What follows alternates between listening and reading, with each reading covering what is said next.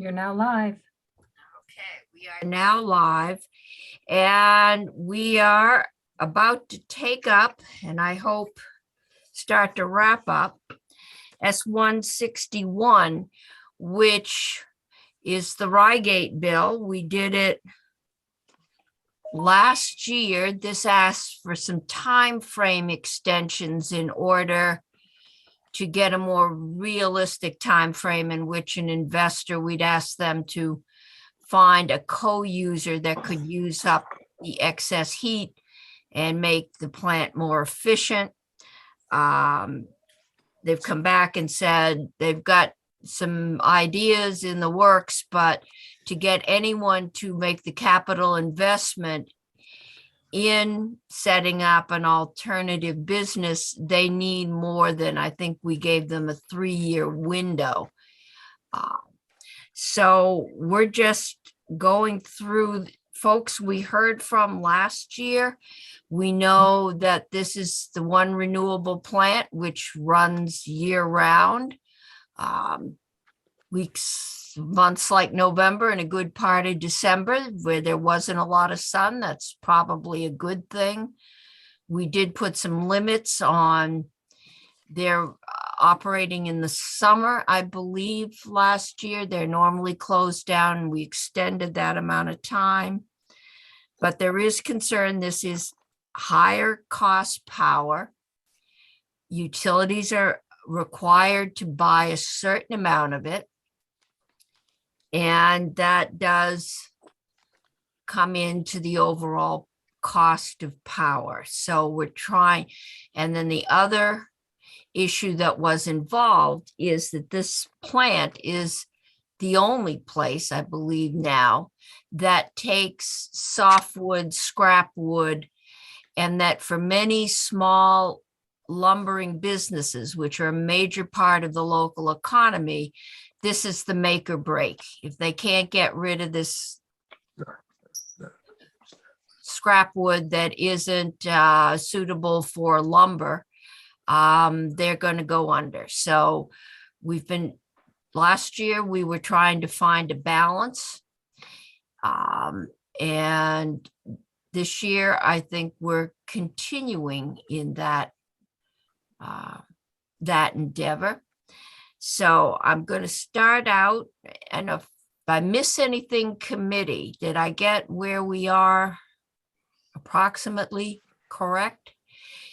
Yeah, good. I'm sure. I'm on a roll. Sid, I knew you would let me off the hook. I tend to quibble often. Really? And I try not to do that.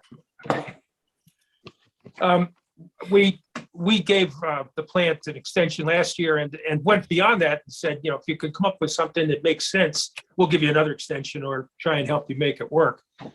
The other quibble is that the plant is more valuable in the winter cold months and more valuable in the air conditioning, but not as valuable in the spring and the fall. But I'm eager to hear what the proposals are. And in the market has fallen out since the last time we extended the program. We've had more closures. So I think today we're hearing from the folks from the utilities, we're hearing from the folks from the board and the department on the technicalities of this, and then we've also asked ACCD and Forest and Parks, and I see the commissioner from Forest and Parks here, to do and do an assessment of if this plant closes, what are we going to do with the local economy? What kind of a plan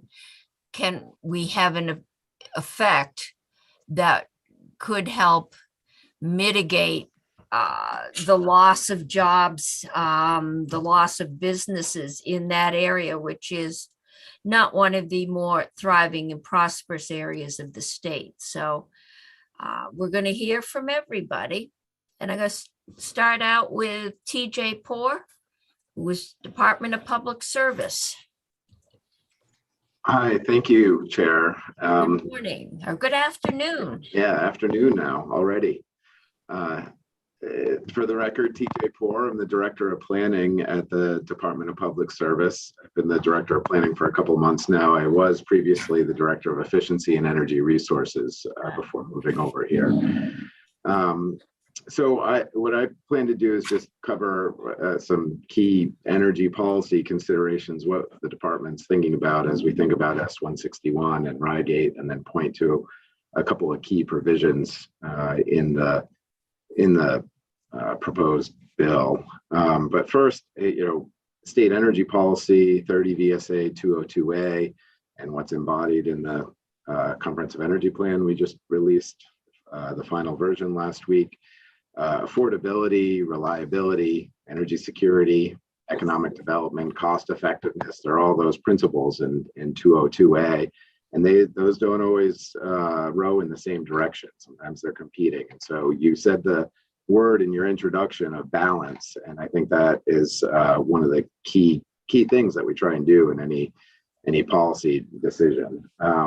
Rygate's a baseload renewable resource, promotes resource diversity and reliability, energy security, but as you mentioned, it is a higher cost resource. But I think we think there are opportunities to potentially improve the value to ratepayers and Vermonters. I just want to back up and make sure everybody, I think you all are aware of this, but maybe it's a reminder on kind of exactly what Rygate actually provides for electricity products. In energy markets, it's that baseload production that provides a consistent source of renewable electricity. Electric prices have tended to be relatively low on an annual basis, energy prices, the energy component. But as Senator McDonald mentioned, they're higher during the cold weather. For example, today, even though it feels cold here, it was 15 degrees and sunny around 2 o'clock. And southern New England, it was 35 degrees. Market prices were around $135 a megawatt hour. And earlier today, they were as high as $240. On the low end at like 5 in the morning, they were $60. But on a colder day for the region, they creep up even higher. So the plant can act as a hedge against short-term winter prices. On the capacity side, it provides resource capacity that's being available when the region needs it. Plant has a pretty high capacity factor, which is representative of it being actually available. It's currently running in most hours of the year. But right now, the market value of that capacity is relatively low. And that's fluctuated over the years. There's been times when it's been higher. We're at a low point now. And the market keeps changing. So predicting that is challenging, but it's low right now. And then it provides renewable energy credits, and they're the high value versions of RECs that can be sold into other markets, and that's generally what happens with them right now. The price of that can vary pretty greatly. Anywhere from $60 a megawatt hour 7 years ago to less than $10 a megawatt hour in 2018. So kind of up and down depending on the year, depending on the market. Relative to other renewable programs, how does it compare on cost?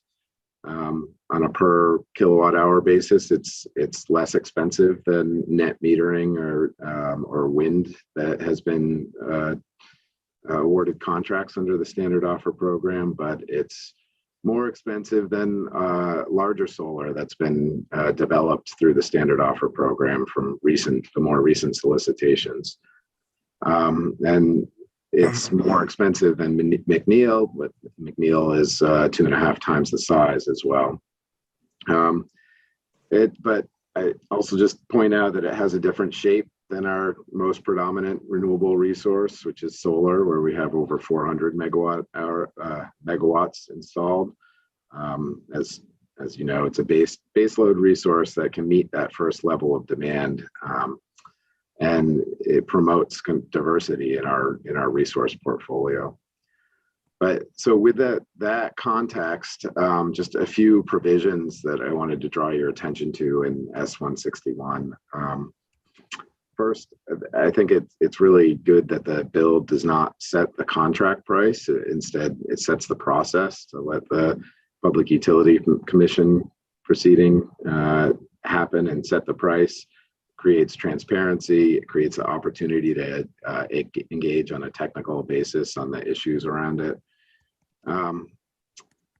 Really important, and I think this is in the proposed amendment that you all should have received today, that it requires the commission to consider a mechanism for encouraging more economic dispatch. So that's, are there ways that we can have the plant, perhaps run less at the low value times, but continue to run at the high value times in the winter, and while really respecting the reason that we're all here and the fixed costs of the plant. And so that's a real opportunity, I think, to deliver value or reduce the premium that we'd be paying for this plant. It also, the intention to require the use of waste heat to add value to Vermont from the plant. So, adding that renewable if there were thermal loads that would be added, in the area or at the plant, they would likely be fueled with fossil fuels. And if we can make those renewable instead through this waste heat, that's a really good thing for the state. And the amendment that I think you have in front of you that's sponsored requires not only a contract in place, which was the original language.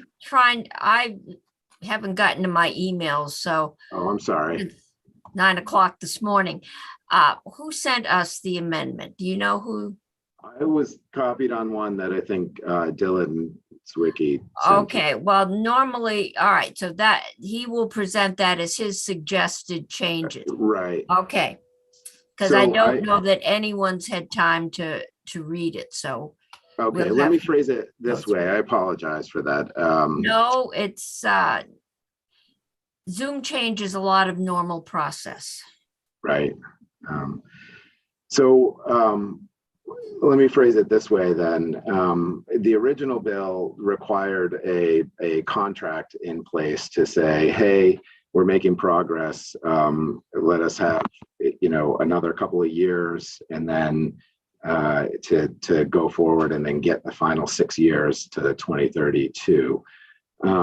What that was a little concerning to the department, in the sense of, hey, you could sign a contract with anybody that has plenty of outs in it, that just to get those extra couple of years. So what we think should be in there is some more milestones, and we'll let Dylan present on that. But so more milestones than just a contract in place, okay, like engineering, design, and and then also once the plant, once they meet that threshold and once the waste heat is being used, we want it to continue to be used and not just be used once. And so I think it's important for that to be maintained, so that it's not just kind of, okay, we did it, we used it once, now we have this, and we have no obligation to continue to use the waste heat for a purpose beneficial to the state. Okay. So that's really, that's really all I have right now. I think we'd also like to, you'll hear a little bit about the report from ACCD on the economic development impacts, or economic impacts, and we're looking forward to that in March as well. So that is really a key consideration too. Okay. Any questions? Let me know if I get my 1/4 inch too far back so you can't hear me. Okay, Senator Pearson. Thank you, TJ. I appreciate your perspective. I'm curious about the section that has the PUC establishing a new rate. And I agree with you. I that caught my eye, and I think it's probably a good thing, but that has, I'm operating under the assumption that the rate would come down, and so that ratepayers would be subsidizing it less. And I'm wondering if the department has any ability to do an analysis and help us understand that, because the process is straightforward. It's a standard process for the way we pay for electricity in this state. But I would like to understand if supporting this, if there's a way of gaming out how likely it is to in fact cost ratepayers more than the current subsidy. That would be a red flag for me. Yeah, so we could do an analysis right now that has a forecast of our future rates and the future value over the next 10 years. I think that would be, and we've done that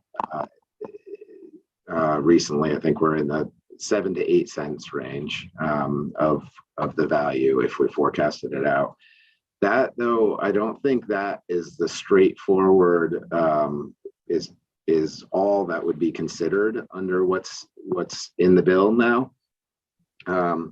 One, the mechanisms for encouraging economic dispatch, that could change.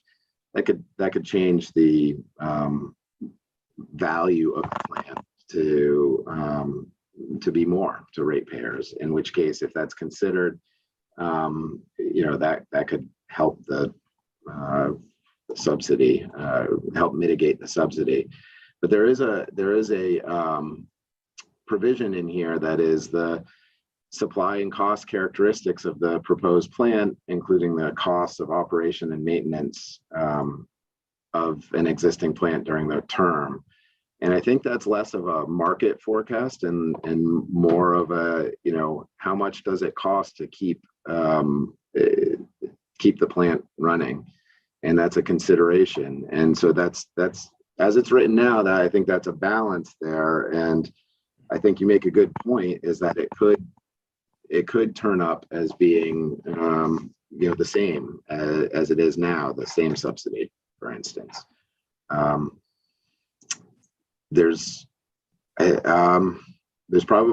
nothing to prevent in this language of it increasing if everything in the balance of these parameters would argue for that. So, and would we assume? We're the whole thing is geared towards some kind of co-location. Would you assume, or should we look at language that, I guess I'm trying to understand the co-location. We started talking about it, not thinking about rates, but thinking about waste heat and the efficiency of the plant. But obviously there's a business case also, otherwise no one's going to co-locate. So do you think the PUC would look at maybe both businesses in terms of costs, or should we be directive there? Or can you help me understand some of the interplay, because it does strike me as an important ratepayer protection dynamic anyway. Yeah, it's a good point. I think that the PUC could look at that under its current parameters, under the current parameters in terms of it, of the operation of the plant. If they're delivering heat to a co-located company, then that value should be reflected in the price of the contract. And so, they're essentially ratepayers are getting paid for the heat value that is being provided. And the PUC should look at that in the way this is structured, to understand it. And if you wanted to make that explicit, I think that we certainly wouldn't oppose looking at that. Okay. Any Yeah, other Nick. questions? I am not seeing any. We're going to go on to Madam Greg. Chair, Senator McDonald, and then I see Senator Bray. You got to be faster. Okay, Senator McDonald. I have several questions. But I'd like to, I might as well hear the rest of the testimony on this before asking them. I don't know. I haven't seen the email this morning, and there are some questions And that I've are. just said, we I'll ask them we later. aren't Thank you. gonna post the email, the suggested amendment until it's presented to us. So we'll Yep. work through, and I will hold then my questions. if we have time, we'll get to the amendment, and if not, we'll try and get it on, but Senator Bray, you have a, Yes, it's a question for Mr. Poor, thanks. And it pertains this, I don't know if it's a novel construct or not, but the whole idea of, while it's certainly attractive on a common sense level that we would use waste heat to do something, I've been wondering along the same lines as Senator Pearson, how that turns into a benefit to ratepayers who are really looking at the price of their electricity. So I don't know if it generates a profit that then is rolled back in, it becomes another revenue stream to the generating station, and then they can sell their power at a lower cost. And then, so that's really the utility piece of it. I also wonder, although I'm familiar with biochar, I don't sort of know how we quantify its value in terms of talking about the value to the generating plant or the state of Vermont or greenhouse gas emissions. There's like a lot of ways you could look at biochar, but they're not usually part of rate setting that I've experienced so far. okay. Right. So I think you articulated it better than I did, actually, in that the waste heat essentially creates a revenue stream for the plant, and that should be accounted for when setting the rate. And so that's how it could help lower costs for ratepayers. I guess I don't know that I have a good answer for you on biochar in particular. I don't know that it's guaranteed that it's a biochar facility that is co-located there, and so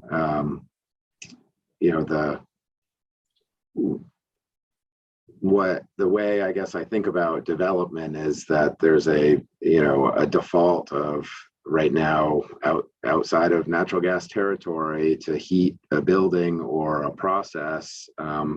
You have a couple of options, and the default is usually a fossil fuel option, although we're moving towards electrification. And so that if we have a new building or new business that in it we're heating it with waste heat, then that's a win in terms of the greenhouse gases. But it doesn't make any difference to us in rate setting. If it's a shrimp farm, which was mentioned last year, or biochar. Biochar does sound more emotionally like Vermont and something we'd like more than shrimp, maybe. But the important thing is that it is an additional revenue stream, which then gets figured into the rate setting case.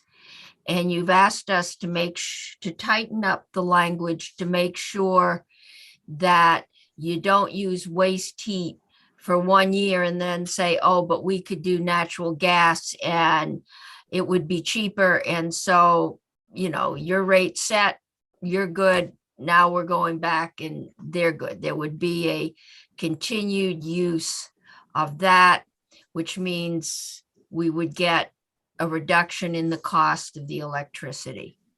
And what it is, at least from a rate setting point of view, immaterial. It's the revenue. Okay. Right. Okay, are we ready to move on to Greg Faber. Okay, Mr. Faber. There you are. Good afternoon, Madam Chair, members of the committee. For the record, I'm Greg Faber with the Public Utility Commission. And basically my testimony is I guess everyone's looking at the original as introduced version of S6161. That's my understanding. Yep. Okay, because I've gotten, and TJ has gotten, a bunch of us have gotten various amendments to this and I think revisions. there's been proposed amendments, but there hasn't been a formal presentation to the committee. And I think if we'd known all of these things were coming out this morning, we might have reversed, but assume that some of us may have had time to read proposed amendments.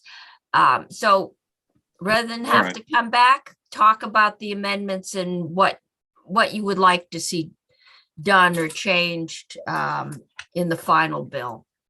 Okay, well, it's hard to talk about it specifically, but there are some revisions to the factors we would use in a rate setting proceeding. Okay. One of those factors, at least one of them, really doesn't have anything to do with rate setting. It's more about environmental attributes and things like that, and how the wood is harvested. And that really doesn't belong in a rate setting. Okay. So that should probably be removed. But that's not the original as introduced version, as I said, but that's in one of the amendments. And then and so we can do the rate setting. If you ask us to do the rate setting, of course we can do that. And we've done it in the past, we could certainly do it again.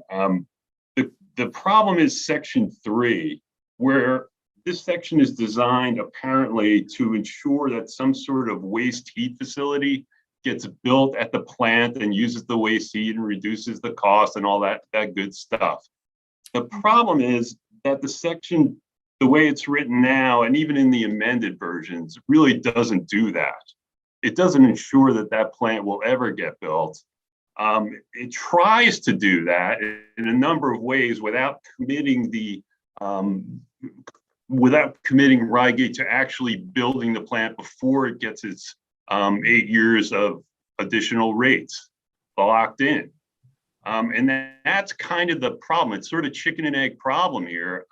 They don't want to commit to building that until they know they're going to get those rates. And it's difficult for us to set those rates based on something that's not built, or maybe built, maybe not. It's hard to say. So I'm not sure what to do about that, but without section 3, we're fine with the rest of this bill. The first 2 sections are fine. That's our normal rate setting proceeding, and we could do that. But section 3 is tricky, and it needs a lot more clarification. It's just not ready for prime time right now. Even the amendment, it even gets more convoluted in there. So, yeah, my suggestion at this point is if you're going to move forward on this and you really just want to extend the contract of the plant, that's fine. We can do that. But this waste heat facility, I'm not sure how that's going to work or how that figures into our regular rate making proceeding. Okay. So really, and maybe if this were normal times, I'd tell you to go to the hall with Mr. Zwicky and work this out. But I don't know. I think you may both be in Montpelier, but probably not with a hall. I've had conversations with Mr. Storo. Okay. And we both sort of agree that this is a chicken and egg problem. It's very difficult to resolve. I understand their position, but our position is how do we move forward with something that really isn't built and is not required to be built by this bill. So not required to be built. Not really. Nobody is going to invest unless they know. Well, no, the owner of Rygate needs to know what their rates are going to be going forward for them to make their business decisions. We know that whomever ends up being the contractor for this waste heat needs more than a 3-4 year guarantee that they're going to have that waste heat, and that, yeah, it is circular, because the company won't guarantee they're going to be able to provide the waste heat until they get their rates, which will tell them if they can afford to stay open and how long. I mean, And what- you one, can't set rates based on a theoretical plant that may or may not get built. You can't That's do right. rates set rate, yeah, because if you just say, well, we're going to set rates in 2 years, which is basically what's being asked of us, provided, because we could set rates based on the concept that you're going to have this income stream, which would be lower rates. So it wouldn't behoove the owner of Rygate to come in and tell you, we're going to get this revenue stream, and therefore you would set the rates lower, all other things being equal. Because if he comes in now and doesn't have another revenue stream, you're going to set them higher. Is that correct? More or less? yeah, more or less. I mean, you could certainly extend what's in place now and give the plant owner more time to actually build something. Okay, so we could But- extend the rates now for, which is kind of what we did last year. Right, and even in this bill, it extends it to 2026. You extended it to 2024 last year. Before, and they And need. these are the and I under- levelized rates. Yeah, You and could I extend it- understand that a business needs more than a 3-4 year window to make what is probably a multi-million-dollar investment. They need, especially if it's based on using excess heat at, I assume, a favorable rate. Okay. All right, so you're saying you can extend the present rate, you can give them a new rate, but Yep. what's problematic for you is you can't give them a new rate based on a plant that isn't built, or an auxiliary income stream that hasn't been developed. Or even if it got built and then shut down a year later. And Yeah, we've okay. locked in rates to 2032. Think about that. I mean, it's a weird situation. We've got. Okay, so if you build it, it doesn't make a go of it, If- and right. Even if if it was it's a- built, you know, yeah. it's a new entrepreneur doing biochar, it's got a fair, possibility it might fail. So yeah, if that plant fails in 2 years, we've got rates until 2032. Okay. All right, Senator Bray. Good to see you, Mr. Faber. Yeah, good to see you. So I'm thinking about, from a rate making point of view, there's that, used and useful asset piece of the whole puzzle, but that only pertains right to the plant, the generating station proper.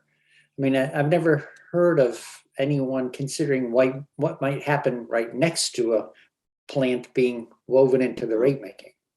Nope, me either. Okay. This is unique. Rygate's unique and this one's unique. Okay.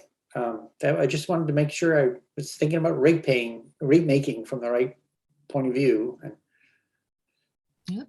puzzle this out another way. It seems everyone wants to do the right thing. It does seem kind of irrelevant that they could or could not have an ancillary business in terms of how they themselves go through getting a rate. Yep. Okay. All right. Thank you. Okay, any other questions at this point? All right, my screen has gone blank here. We're going to move on to Doug Smith, who's from Green Mountain Power, and we've asked to hear from the utilities, and apparently all the utilities have responded, or a good portion of them. So I think they're interested. Mr. Smith, the floor is yours. Thank you. And hi, everybody. Some of you will recall I testified a bit on this topic last year. It's a bit, I'll repeat, but only briefly, and distill a couple of themes there. And I'll try not to repeat the other witnesses, which I think my GMP's views have a lot of overlap with. So let's see how I do. You can do fine, and then everybody else can just say ditto, which as we approach 5 o'clock will probably go well. Uh-oh. Okay. All right. I guess first thing I should say is that my understanding is that the bill sponsors, as you discussed earlier, Senator, are going to present a set of amendments. And I would note that I have reviewed those, and my tentative conclusion, it looks like they've incorporated a couple of constructive suggestions from myself and others. I'd like to hear come back. Yes, what are they? Examples of those are, just a moment. They're mostly clarification, but they have to do with themes of that the Vermont retail electric providers will receive all of the output, for example, of the baseload renewable plants, unless the contract price is reduced to reflect some products being retained by the seller, as an example. There's a couple that relate to the, this is what Mr. Poor referred to earlier, the mechanisms for encouraging dispatch of the plant. This is something that I spoke with some of you last time, basically relative to the ISO New England wholesale markets. And that is while respecting the physical parameters of the plant. That's a constructive thing, I believe, for the reasons that Mr. Poor discussed. I don't have the full list of the amendments right in front of me, but there are a small handful of those that are constructive. Senator Hardy has a question. Yeah, Madam Chair, I'm just wondering if we're going to have witnesses talking to this amendment, should we just walk through it first? Because I don't know where it is. I think it was emailed to all of us. It was, I mean, it's not official. I don't know. But that's not. Usually someone would come to us with a proposal and we would draft, our staff would draft the amendment. I totally understand that. It's confusing to have the It witnesses. is, and I think when we put this together, we didn't know that a proposal was coming in, but we can, I see Dylan's name there, so we can switch to him, have him do his proposal, and then have the utilities. We've heard from the regulators. We can then have the utilities respond to that. Does that work for you, Dylan? Are you there, Dylan? Yeah. I am, and yes, it does, Madam Chair. I hear someone who is, that was Dylan speaking? Yes, okay.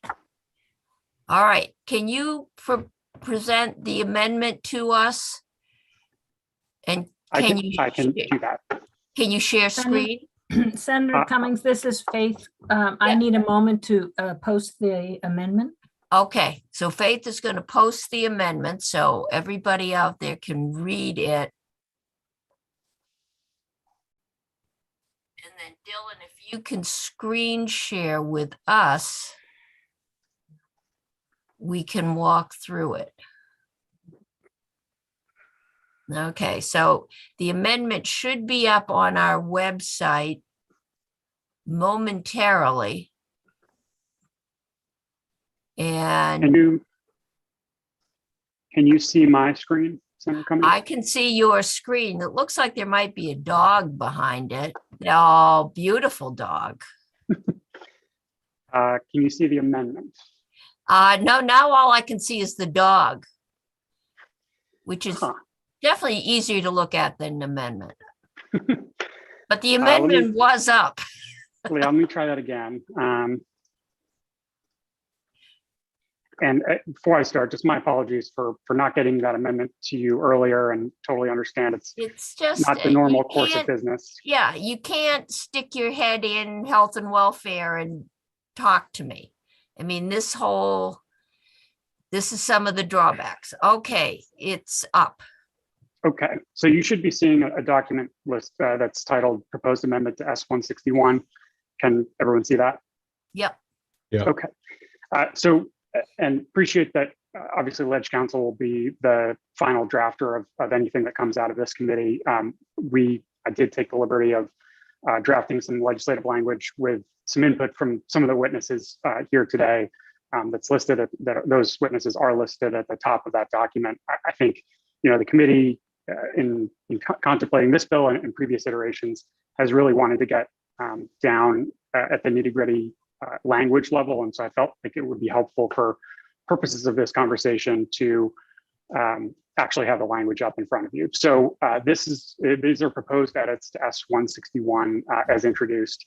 As I mentioned, they reflect some input from Department of Public Service and some of the distribution utilities, GMP, VEC, and I believe Belco also contributed. And they also incorporate some of the feedback that I received from the committee when I testified before you last week that attempts to provide some clarity and respond to some of the questions that came up in the course of that testimony. So I'll walk through this and feel free to interrupt and ask Just any tell questions. us in layman's language what you're doing. Yes, so this amendment does a couple of things. First and foremost, it does provide some what I would call ratepayer protections and direction to the Public Utilities Commission to consider when adopting a rate for the longer term until 2032. So starting at the top of page 2 here, Vermont retail electric providers will receive all output of the baseload renewable power plant unless the contract price is reduced to reflect the value of products, attributes, and services that are retained by the seller. What this means is it really attempts to get at the question that I think Senator Pearson had raised in terms of if there's revenue from whatever the co-located facility is at this point. As I've mentioned to the committee, the plan is to develop a biochar facility on the premises that would utilize some of the excess heat to create biochar. Now, if the plant owner is getting a value stream from the sale of that biochar, then it only makes sense that the rate should reflect either the revenue that the plant gets, and therefore the rate should be reduced to reflect that rate, to reflect that value stream. This is similar to, I think, similar to the way you could think of renewable energy credits under the current arrangement, actually under existing statute. The statute dictates that the plant owner receives the renewable energy credits from the facility. Now, the PUC, when the plant owner wanted to install an SCR reduction system, which basically improves the NOx, the nitrous oxide emissions, they wanted to make a capital investment and improvement in the plant. They went to the PUC, the utilities participated in a docket, and ultimately came up with an arrangement where the plant owner retains a portion of the RECs that then generally actually decreases over a year period. So right now, Vermont utilities get 90% of the RECs. So I don't think there's no precedent for the PUC taking into account value streams. This is just a value stream that they haven't looked at for. As previous witnesses have alluded to, sub 7 here encourages the PUC to look at economic dispatch. That's the question of whether or not in the extended rate, the plant should be directed to operate or shut down at certain times of the year when the wholesale power prices are particularly low. As Mr. Poor had mentioned, in these colder winter days, the price of 10 cents a kilowatt hour can be quite competitive relative to what the wholesale power prices are. So this is asking the PUC to contemplate that in the rate.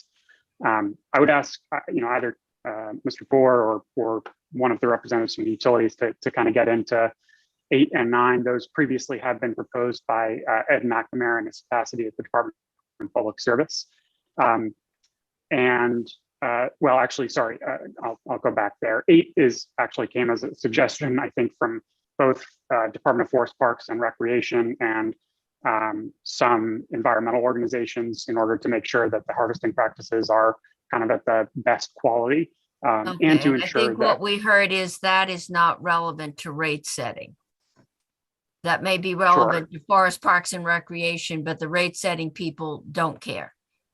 Or Yeah, I it's think I would not just ask. part of it. So may just need to move that somewhere. Totally understand and would ask Commissioner Schneider when he is up to kind of speak to the value and including this language. Moving down here. This is the language, again, that reflects that the commission can in developing a new rate, approve the plant owner keeping the renewable energy credits, but that they should that should be reflected in the rate. There again, just making sure that all value streams are taken into account when developing the new rate. Now we're in section 3. I think Mr. Faber had kind of identified his concerns with the structure of section 3. It is the challenge that this committee has grappled with over the last couple of years. It was our attempt coming out of what we took from the committee's direction last year that you really wanted to see some certainty that a project either was on its way to being built or is built before guaranteeing a rate. As we've articulated, and I think the committee does understand, it's very difficult to make a capital investment in the order of $10 to $15 million if there's a possibility that the rate goes away. If it were to go away today at the end of the current term, it would be 2024. That if they started construction on a co-located facility today and it was built and operational mid-2024, and then it goes away, it kind of undermines the economic premise. So it is a chicken and egg scenario. Dylan, so- that's where the problem is. Yes, it is. That- And I think Your owner would like the rate, basically the rate they've got now, or something very similar. But he wants a new rate and he wants it through 2032, right? And yes. okay, and that actually has nothing to do with building another facility. He just needs to know the rate he's going to get to decide if it's worth his while to keep the plant running or to do anything else. And I think what Mr. Faber said is, but if you set that now, and I understand why everybody needs a longer time frame, especially somebody building a biochar plant, which will take significant money. They need to know that they're going to have their heat source, I think, unless they've already got natural gas as a backup, for longer than 3 years or 4 years. But once we set, the rates are set, they're set through 2032. And so there will be no opportunity to figure in the additional income to the plant owner into the rates. So you may get some economic development, you may get some more efficient use, but nobody is going to see a reduced rate until 2032, if then. Is that pretty much what I'm hearing? No, actually, Pretty Madam Chair, correct. would just kind of take you back to the order that we set up section 3, and basically, Okay.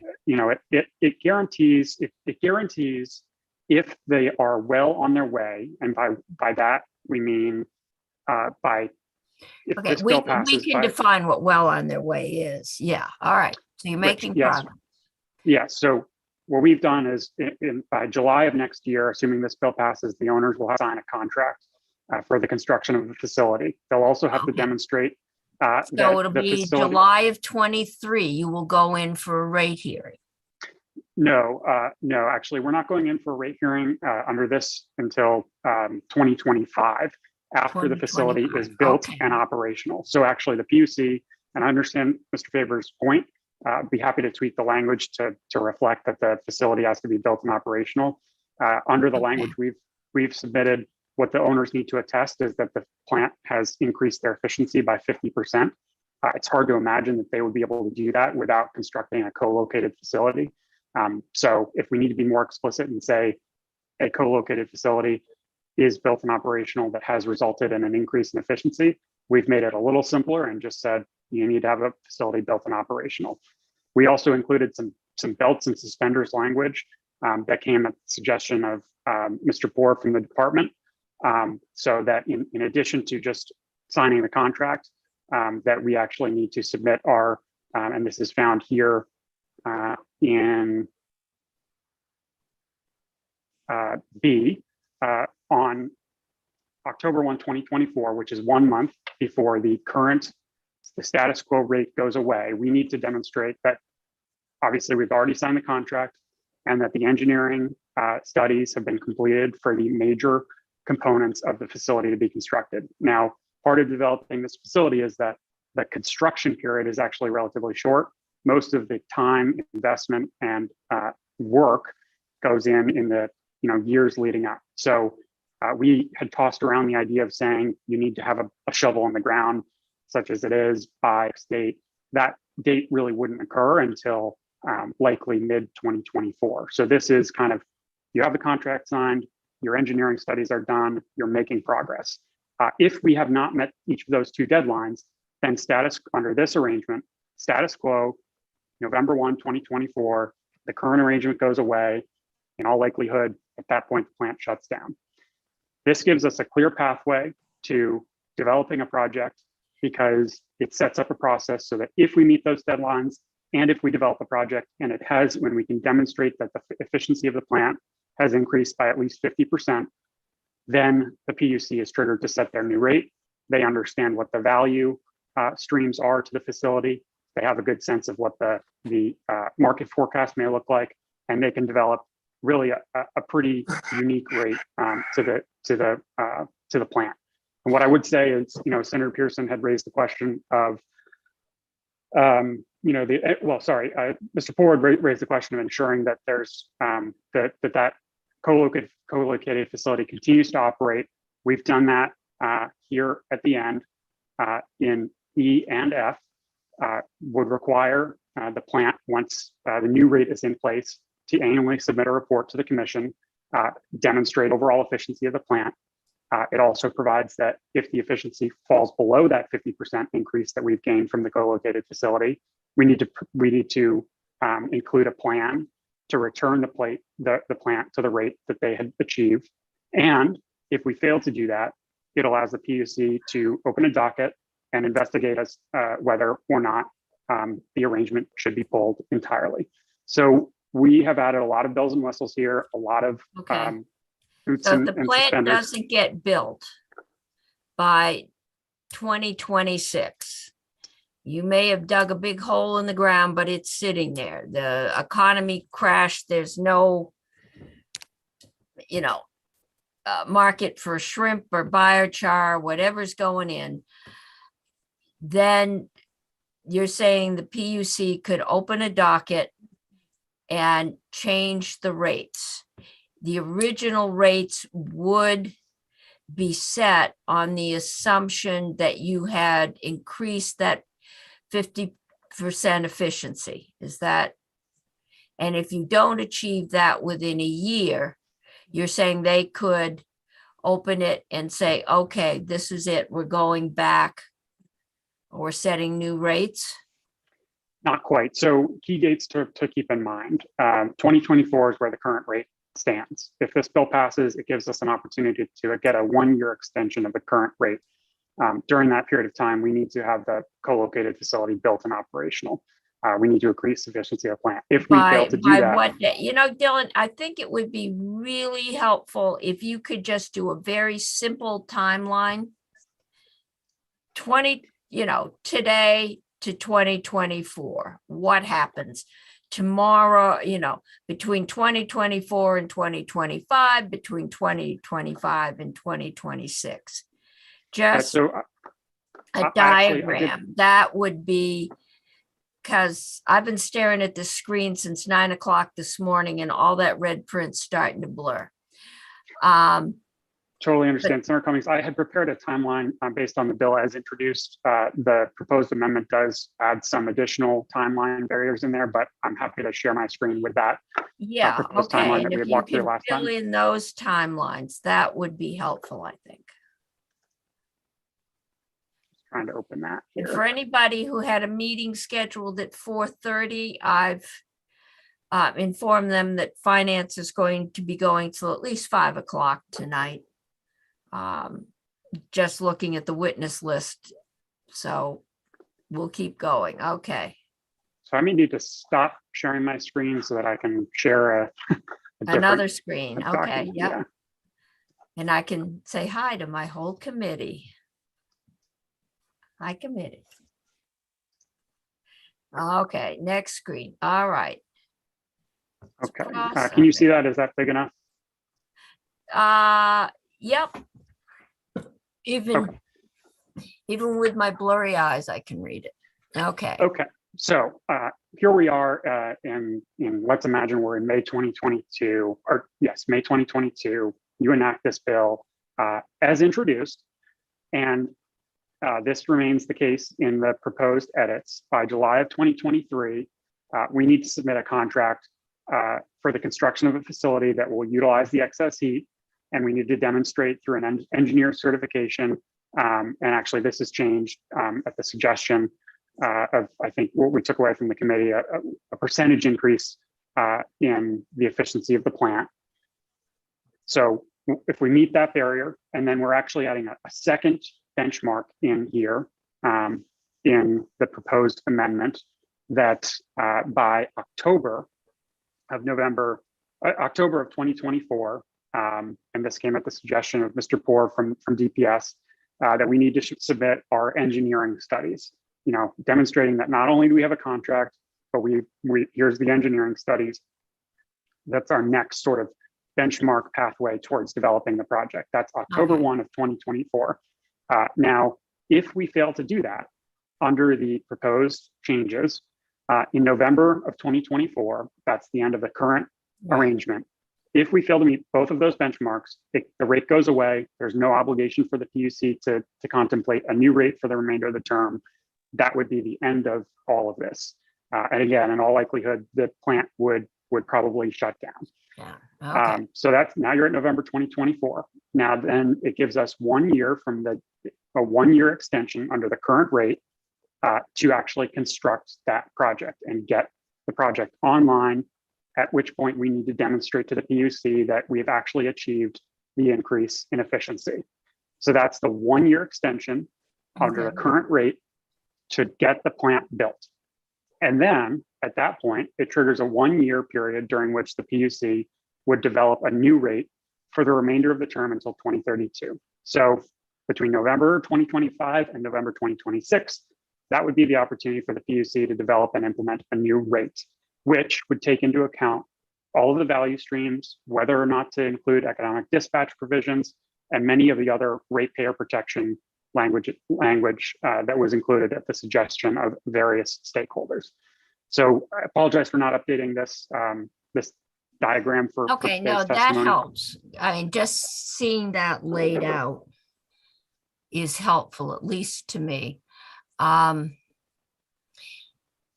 in 2032, if the PUC says, we're not going to take the must take thing. Nantucket Wind is online, which came up a lot last year, and whatever reason. Can I assume that in 2032, that whenever those must take rates go away, that this plant is going to close? I actually don't think you would see that, Senator Cummings. And one of the reasons is that, and Senator McDonald actually has alluded to this, is how do you make that plant more economical to operate? I think the ensuring that they can have the guarantee of the rate for the period until November 30, 2032 gives them the ability to develop a co-located project that, ideally will create a secondary value stream and revenue stream to the owners of the plant. Now, some of that revenue stream will probably be returned to the ratepayers in the form of potentially a reduced rate, or however the PUC determines that should be taken into account for that extended period. What you've done is you've created a value stream that may make it more economical to operate this plant without this type of an arrangement after 2032. Okay. We need What the I'm arrangement in order thinking to. is if your biochar plant is coming in 24 and they're only you're saying, well, we're here until 32 and then we'll see what happens to the rates. Because you're asking them to make a multi-million-dollar investment. So. That's right. The idea is that they would make that investment, between now and 2025. They would have the rate until 2032, pay down that debt service. Then you have the revenue stream from the biochar or the other co-located facility, whatever it ends up actually being. And you have a revenue stream that perhaps makes it more economical to operate the biomass plant for electric generation and go to the wholesale power markets versus needing a must-take arrangement like this. It provides a real runway to get to exactly, I think, where Senator McDonald would like to see us be.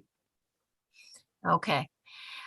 I think right now, so the changes you're proposing are that October 2024, you're tightening up some of the language, and we will go over that with our legal counsel in detail. And but I want to go through because it is getting late and we've got a bunch of witnesses, and let them talk. Now that we've been through the amendment, we at least have some ideas to what's going on. And I'm going to go back to Doug Smith to see if Doug has anything to add. Where is Doug? There he is. Yeah, sorry, Doug's just reappearing. Okay, That's so okay. that was kind of circuitous, but it might be more efficient in the end. I guess I would comment and just say, all right, I was going to refer to a couple of those amendments, but we have reviewed those, and directionally, GMP views them as positive. We're looking at it through a lens of largely cost of power to our customers and clarity. And so we find them positive. I'm not aware of any instances in which those amendments are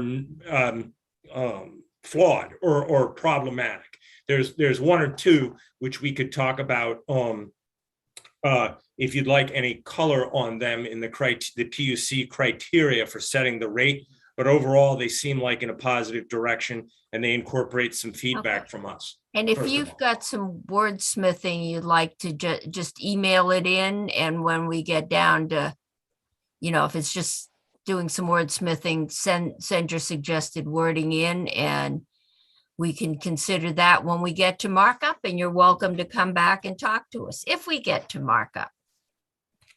Okay. Okay.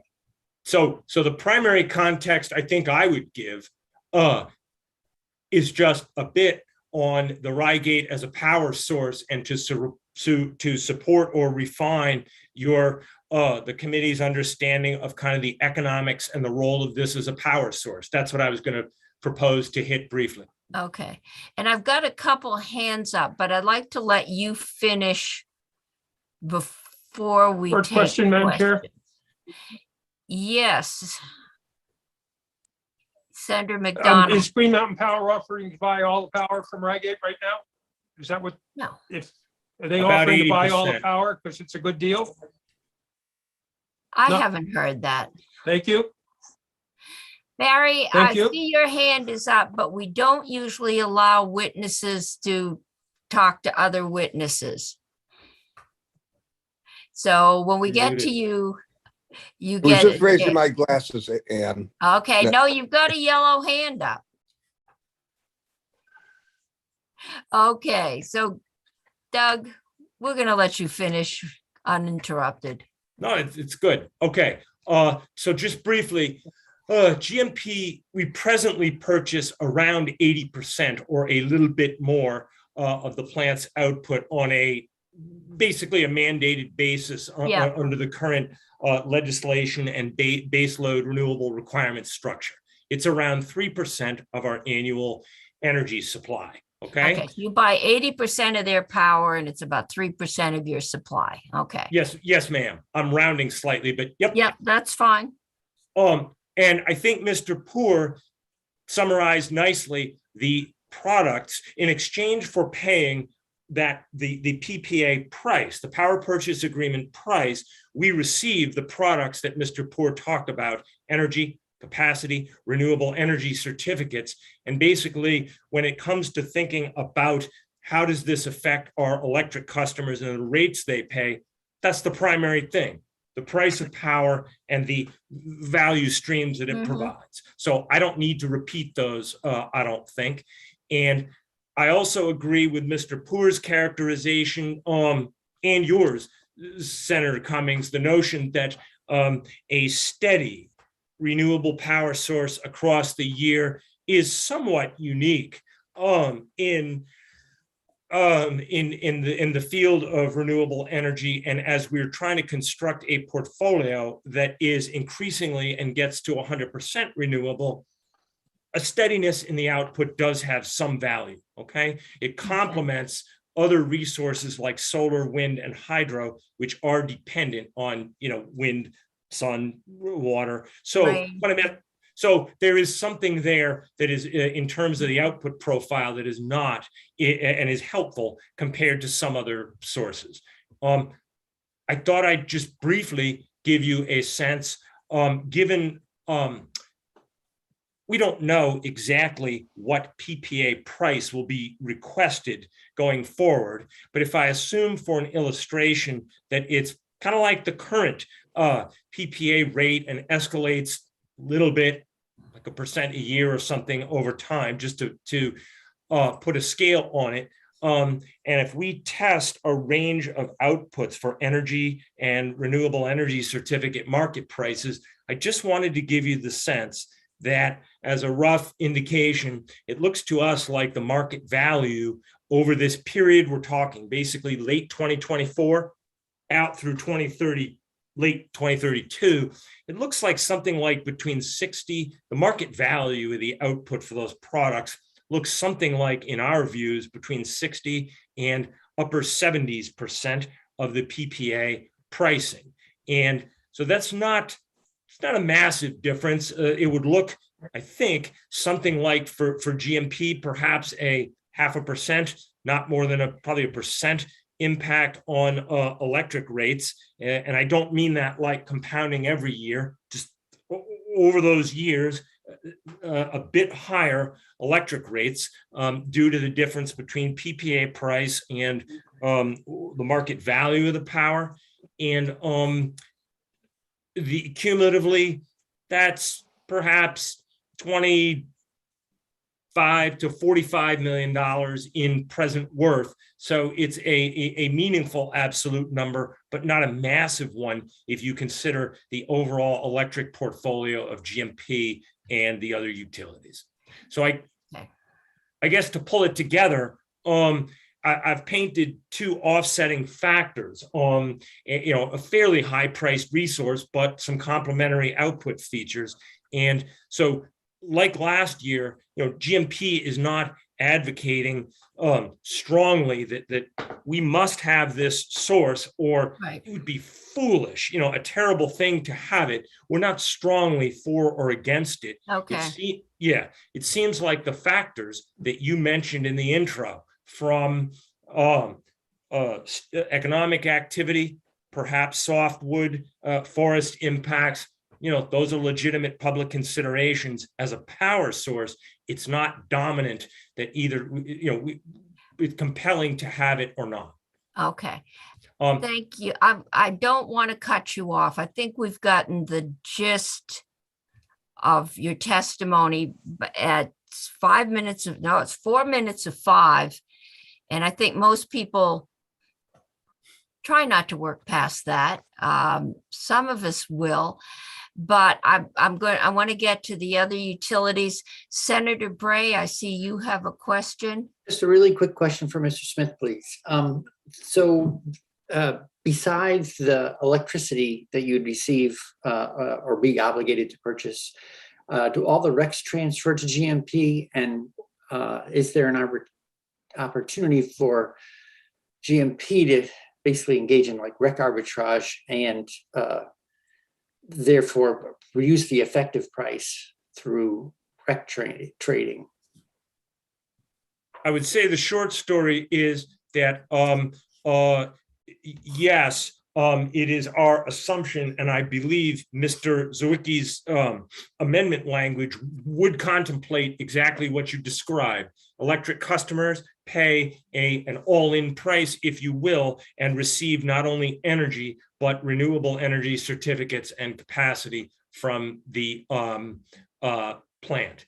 And I guess the only other comment I was going to make, Chair, is just that I appreciate your discussion earlier about the timeline of how this comes together. Those rate impacts I described, we can't really know today exactly what the project will request as the total its operating costs and characteristics under I believe it's item D6.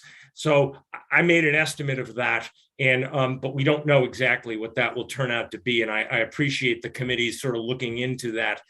So how will that come together? Okay, thank you. I'm going to move on to Craig Kinney from Power Supply Manager for Vermont Electric Cooperatives.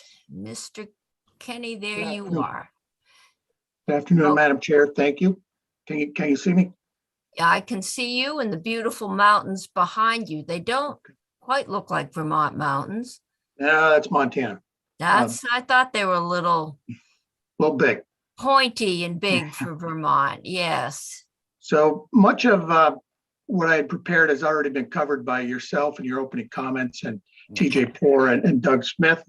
So I'll have a few dittos.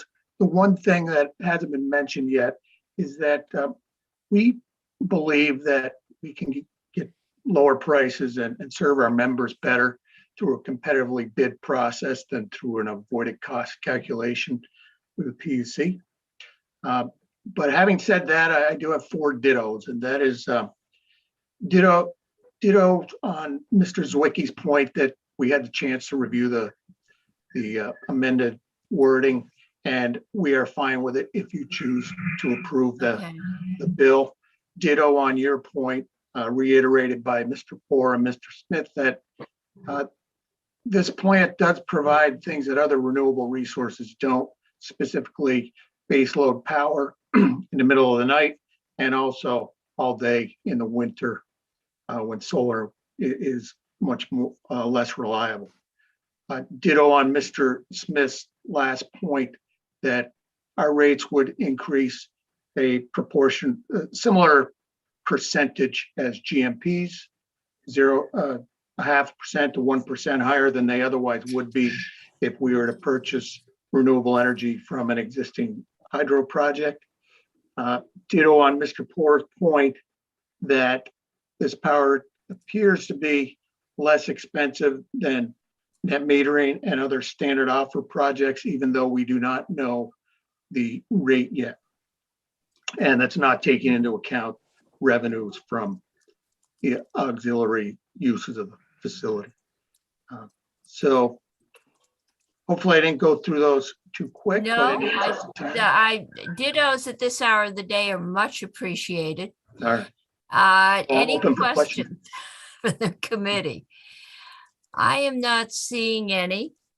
So thank you. And thank you for hanging in with us. You started early. And we're going to move on to Stephen Knowlton.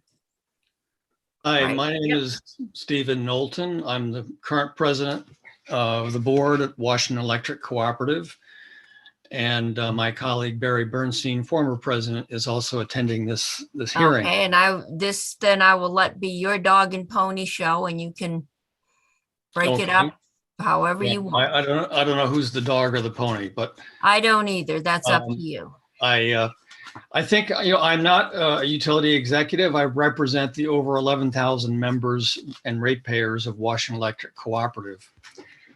So while WEC recognizes the state's interest in supporting the Vermont forestry industry, WEC is not strongly supportive of this legislation as it applies to WEC. I'm going to make two points fairly succinctly, just to frame them.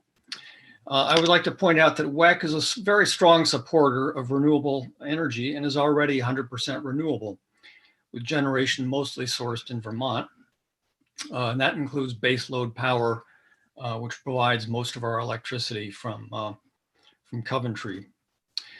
And secondly, as a participant in the state's effort to facilitate beneficial electrification, WEC recognizes and supports the need to supply affordable, clean, renewable electricity to allow members to shift from the use of fossil fuels. So along with two other Vermont utilities, as I said, WEC is already 100% renewable, having done the planning, made the long-term investments to do so prior to being required by the state. As such, it's exempt from Tier 2 requirements in the renewable energy standard because it already fully complies with the rule to provide local renewable electricity. And specifically, it's exempt from the requirement to take a proportionate amount of electricity from standard offer projects, such as the type that TJ Poor already mentioned. So for the state to be consistent, those utilities that already fully satisfy the state's Tier 2 requirements should not be required to take more expensive renewable power from Reigate, because these utilities already fulfill the state's. Are you taking it? Are you taking it now? Yes. Okay. Yes, we're mandated to take it. It forms about 3% of our electricity portfolio. Lastly, if the motivation for this law is to provide economic assistance to the Vermont and New Hampshire timber industry, just as generous net metering tariffs are intended to provide assistance for the in-state solar installation industry, WEC strongly cautions against putting the burden of such economic sector development programs on the electric ratepayer, rather than finding means of socializing the cost of an economic assistance programs among all Vermont taxpayers. Using the electric ratepayer as a source of revenue has economic consequences across the populace. And to be honest, is an arrow in the heart of the state's goal to combat climate change through beneficial electrification. That is the use of clean, renewable electricity to encourage Vermonters to switch away from the use of fossil fuels. WEC has already changed its rate structure to try to facilitate beneficial electrification. All utilities have incentive programs to do so, to promote beneficial electrification. Of course, the state mandates utilities through Tier 3 of the renewable energy standard to encourage fuel switching. So it certainly reduces the motivation of the average consumer, which is where the rubber meets the road in this argument, to purchase an electric vehicle or heat pump if the electric ratepayer finds the electric rates to be inexorably increasing. And the DPS has consistently pointed out this dichotomy in its annual energy reports recently, particularly relevant in rural areas where the rates are already high due to the sparse population density. So to conclude, the power from Reigate represents between 2.5% and 3% of our power portfolio. We can easily make that up and still, without that input, and still be 100% renewable. And the requirement that WEC must accept, let's say, net metered solar or hydro facilities up to 500 kilowatts in size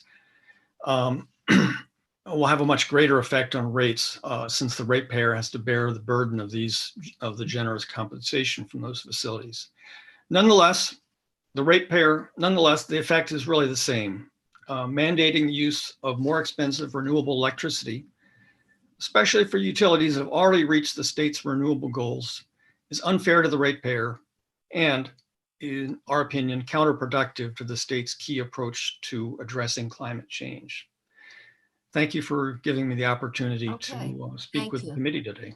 I just wanted to say one thing, Senator, if I can. Yes. And some of you know I've been involved in biomass for over 35 years now, selling and installing large biomass systems like at Norwich University, et cetera, which has been successful in diverting oil. I think that, and I talked to the senator from Caledonia County about part of this cost ought to really be picked up and from an economic development perspective as opposed to just in rates. And I think people should consider it. I know this committee is dealing with rate setting, but I think that would be really helpful. It is valuable to the loggers because they are able to get rid of their low grade fuel 12 months of the year, which like for instance, Norwich is one of the only customers that heats with for thermal heat that actually uses the wood 11 months a year. Most of the schools in the state are around 6 to 8 months. So I just hope people will consider that. I want to just offer that perspective, wearing both hats. And nice to see everybody. Thank you. Good to see you. And that's an interesting perspective. Okay, we're getting on to Michael Schneider. Michael, are you still with us? And I've got Brett Long from Economic Development, and I don't know if you've got anything to do together. But we just wondered, we sent you out, your report isn't due yet, but just kind of an update on what is your thinking, what happens when this plant closes, and is there a way to offset some of these costs through economic development funds, as Mr. Bernstein suggested? So, Thanks, floor Madam is Chair. yours. Thank you, Madam Chair, members. Good to see you. I appreciate the chance. For the record, Michael Schneider, Commissioner, Forest, Parks and Recreation. We have engaged per last year's legislation with ACCD and to create the report. As you say, it's not quite due. And I know Deputy Commissioner Long is prepared to share a few tidbits from our ongoing work so far. It's really just heavy to data at this point. I think the analysis and conclusions, recommendations, whatever would follow. So I'll leave it there. I'm happy to answer questions, engage. I can certainly come back as needed. I know time is Okay. short, and I'm going to have to run to get a second grader out of the cold. Then you better go. They do awful things to children if you don't pick them up on time. All right, Mr. Long. Yes, thank you, Madam Chair. I was trying to get so I could share some slides here. Am I able to do that? I have no idea. Faith, can you do that? Give it a try. Let's see. Can now. You can now, she says. Yeah, we've got something coming up. Okay, we've got them. So as you mentioned, Madam Chair, for the record, I'm Brett Long. I'm the Deputy Commissioner of the Department of Economic Development. And we are required under Act 39 to produce a report by March 1st describing contingency plans if the plant were to close. And we're doing that in conjunction with Forest, Parks and Recreation. Right. All right, let's see if I can change slides here. So a little background information, as Commissioner Schneider said, mostly what we have so far are facts and data. So thus far, as I understand, the plant uses about 240,000 tons of wood chips per year. This represents something like 50% of the chips that are sourced in Vermont. About 130,000 chips. The chips used by the Rygate plant are something like a third of total chip production. chip sales to the Rygate plant represent about 4 million in forestry revenues to Vermont loggers. Okay. So Economic that's- impacts. The plant currently employs something like 20 workers. The payroll is and benefits are something like $1.8 million. In addition to the chip purchases that I mentioned above, the compensation, local property tax payments, and education property tax contributions are about an additional $4 million contribution to the local economy. Okay. So again, we haven't done a lot of work thus far in addressing the contingencies, but the things that we're looking at are the issue of replacing roughly 160,000 megawatts of annual baseload power, finding a replacement market for the 140,000 tons of wood chips that the plant is using, and trying to replace that $4 million worth of revenues earned by Vermont foresters, and trying to replace the non-wood chip economic activity generated by the plant. Okay. Okay, so basically we're taking $4 million out of the forestry industry, which I'm assuming is a decent percentage. I don't know about if we have to replace the 160 million megawatts, because they seem to think they can do that, the utilities do. But then we have another 4 million in local school, income, other taxes that would come out of the local economy. And if you've driven through the locale, it's not as bad as some sections of Vermont, but it is not our most thriving sections. And that would be a major impact. Okay. Any questions from the committee at this point? I'm not hearing any. Yes, It's Madam always Chair. good to come back at 5 o'clock at night. Yes, Madam Chair. No one wants it. Senator McDonald. Senator McDonald. Thank you, Madam Chair. Thank you. $4 million goes to Vermont loggers. Is that the testimony that we just got, Yes. Mr. Long? Yes. And so $4 million also goes to loggers in other states? About half of the chips are produced in New Hampshire. Okay, so Vermont ratepayers are subsidizing New Hampshire loggers with half the money that they pay for subsidizing this plant? That's correct.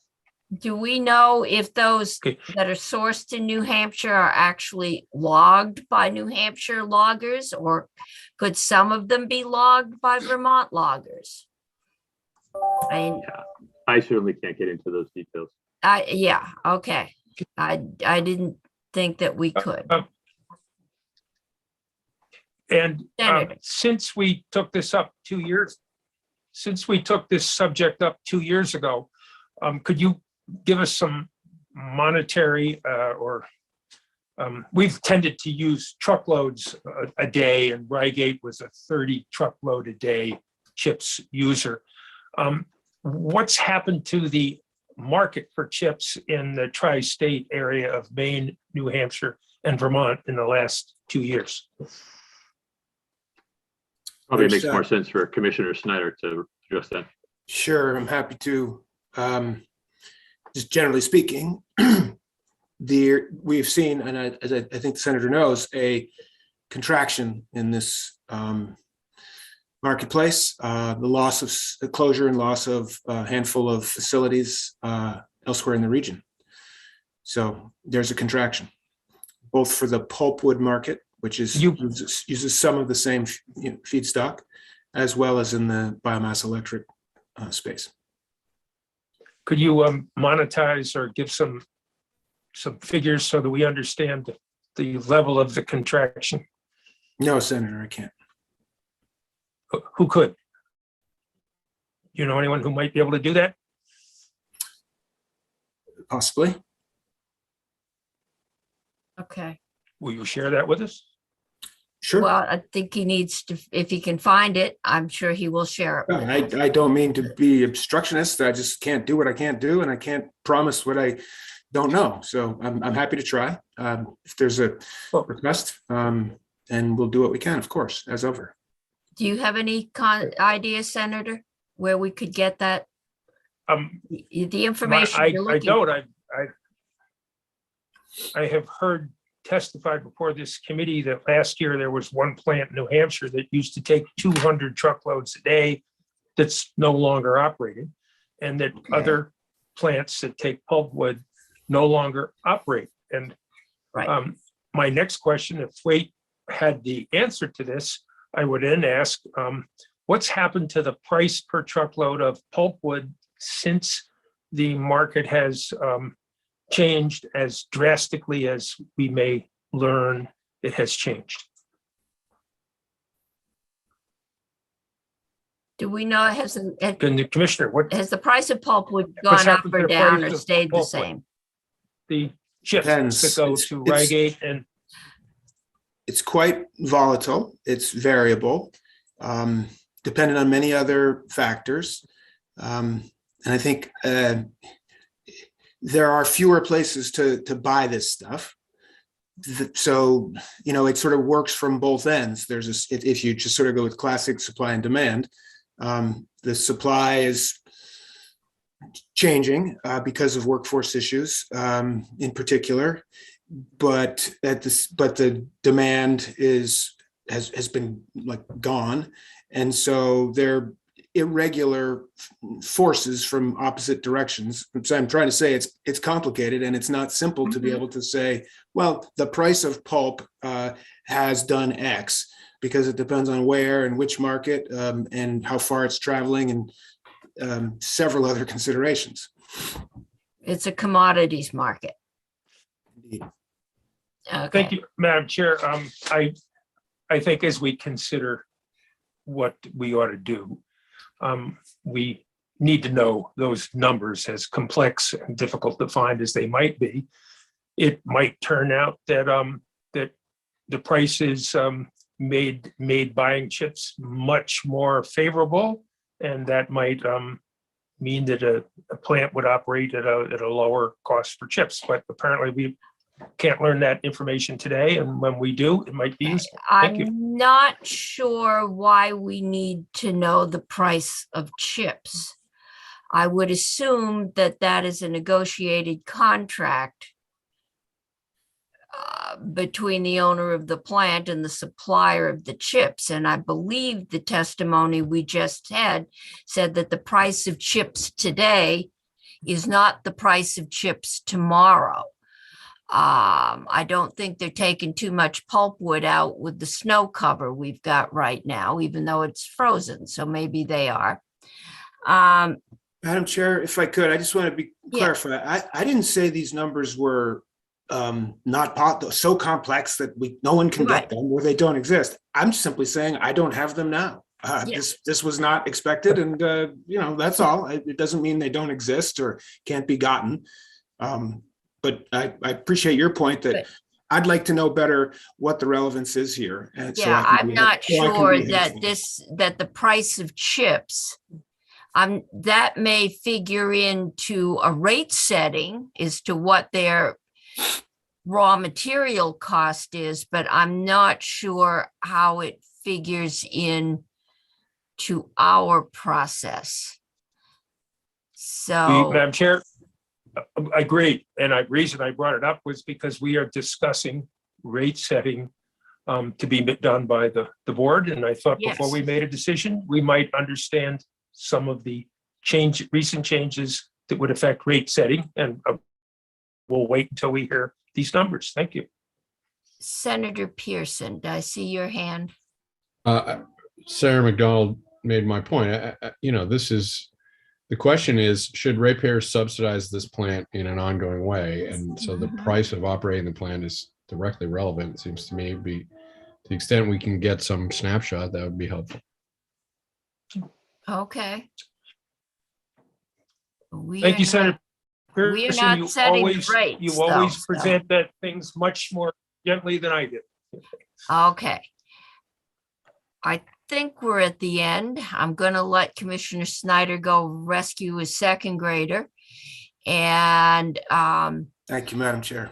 thank everybody for bearing with us. This is starting to feel more like the old days, and given our workload, this may be the way it is from now on. So thank everybody for hanging with us. I'll see some of you first thing in the morning.